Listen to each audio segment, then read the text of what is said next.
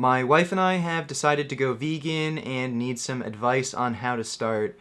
Well, first off, if you want really detailed, cleanly laid out meal plans and recipes, I'd recommend checking out Dr. John McDougall's Start Solution and the Engine 2 Diet. Those are two really good diet books. They'll give you lots of food choices. They'll show you how to make your meals, what recipes you can have. So those are two really good books to start off with, and you can just watch some of my videos, my how-to vegan videos and going vegan videos.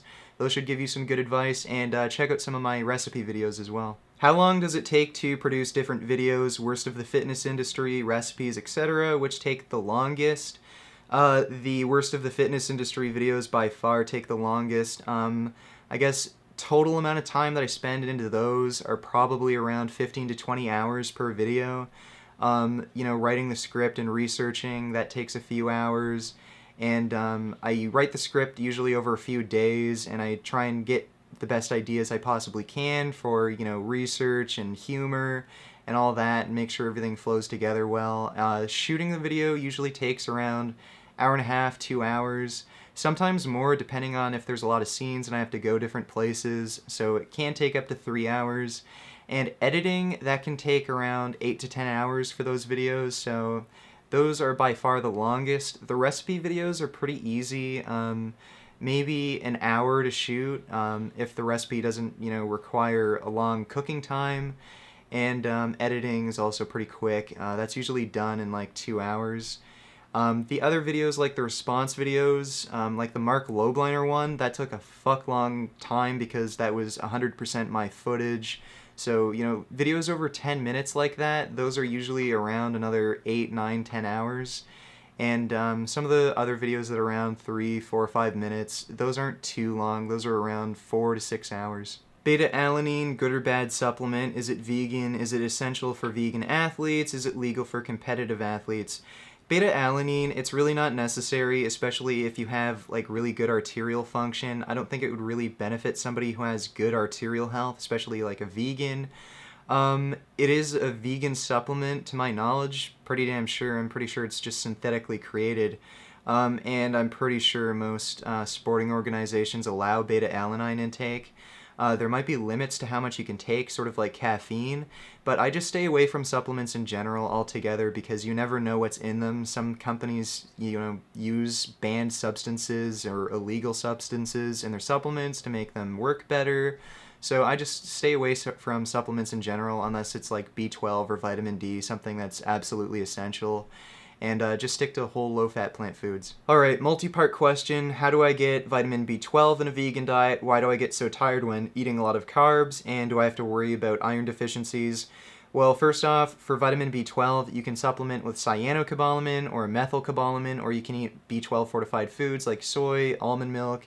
Some vegan cereals are fortified with B12, and there's some fake meat products that are fortified with B12. So B12 is easy. Why do I get so tired when eating a lot of carbs? That might be for a few reasons. Since you're just starting a vegan diet, that might be because your intestinal bacteria are kind of starting to change and you might be having digestive problems. And that might be making you sleepy after you have a meal. So if that's the case, then try taking a probiotic supplement for a week or two. That might help. You might also be getting a lot of serotonin and melatonin production from eating a lot of carbs, and that can make you sleepy. So try eating some more high-protein foods in your diet, like beans and lentils, and protein kind of stops you from getting that sleepy effect, so try that out. And iron deficiency, you really shouldn't worry about iron deficiencies on a vegan diet. Vegans get the exact same rate of iron deficiencies as meat eaters. If you're a woman, you do have to eat more iron than a man because your menstruation makes you lose some iron. So just make sure you're eating beans, lentils, spinach, high-iron foods like that, and you'll be fine. Fucking neighbors. Would you ever start another YouTube channel about gaming, presumably titled Vegan Games?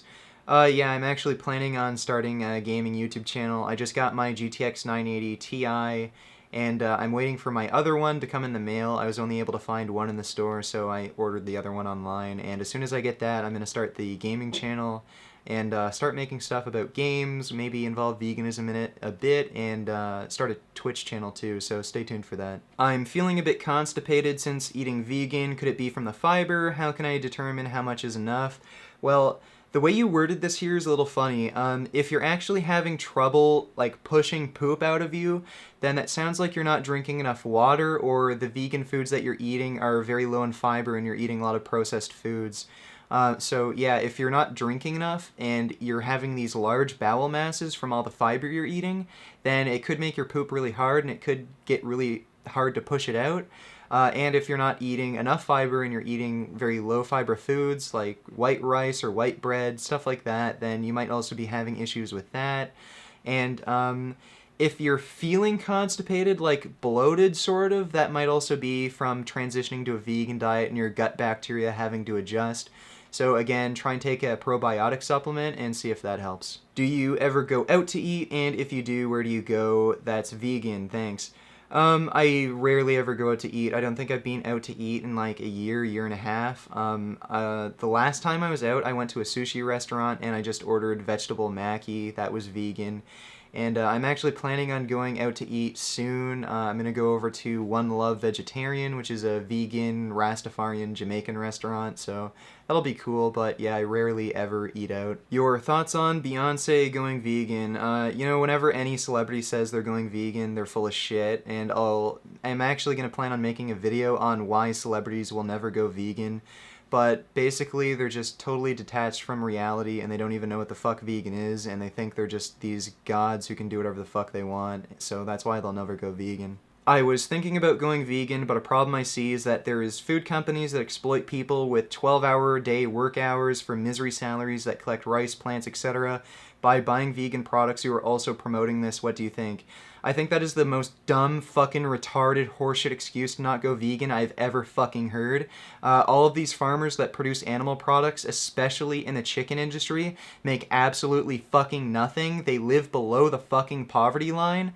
And what are you saying? Because someone isn't making enough money torturing and murdering billions of fucking animals, that makes it wrong to fucking eat plants? That's a stupid fucking excuse and you know it. Stop coming up with these bullshit fucking excuses to not go vegan.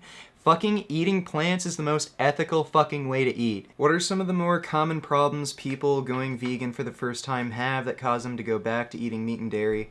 Number one problem is they just plain don't fucking eat enough, and then when you look at their diet throughout the day, they're only eating like 1,500 calories, and then they say, oh, I felt weak and tired and I became anemic, a vegan diet is so deficient. Well, no, a vegan diet isn't deficient, you just plain fucking weren't eating enough.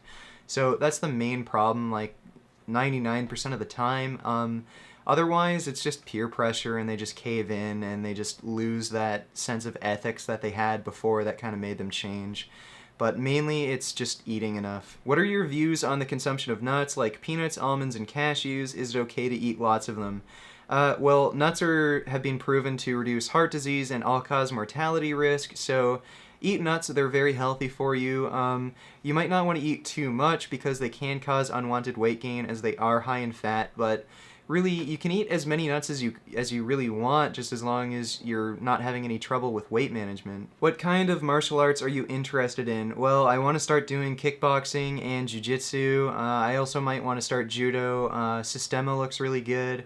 There's a lot of different ones. Jeet Kune Do looks kind of interesting, but I do want to start off with kickboxing and jiu-jitsu, and that should start pretty soon. How do you feel about the Shenmue 3 announcement, and have you played Shenmue 1 and 2?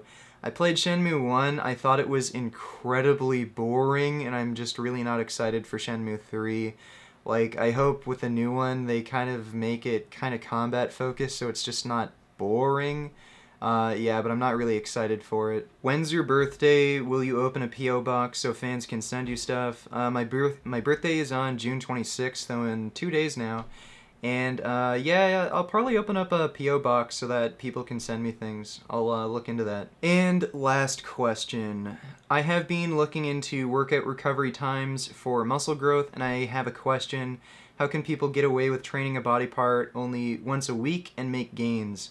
Okay, well, first off, a lot of people who follow that training style are basically noobs, and a lot of younger guys who are looking up to these bodybuilders, so as long as they're just lifting, they're just going to grow. So they can get away with training only one body part, once a week. And as for like these higher level kind of pro athletes who only train once a week, chances are they're on steroids. And when you take steroids, muscle protein synthesis just carries on for days and days after you train just the one body part, so they can get away with doing that. But if you're a natural lifter, you do want to have high frequency training and train each body part minimum twice a week. You really should be training 3-4 times a week. And that's it. I'm freaking tired as hell and I want to get some rest. I don't know if I'm going to make a video tomorrow. I do just want to sleep and try and shake off this cold. But I am going to get footage for my birthday on Friday, and that'll be cool. You'll see me eat tons of junk food, cupcakes, cookies, ice cream, all that. So until then, keep making those vegan gains. Beef. What a relief. When will this poisonous product cease? This is another public service announcement. You can believe it or you can doubt it. Let us begin now with the cow. The way it gets to your plate and how.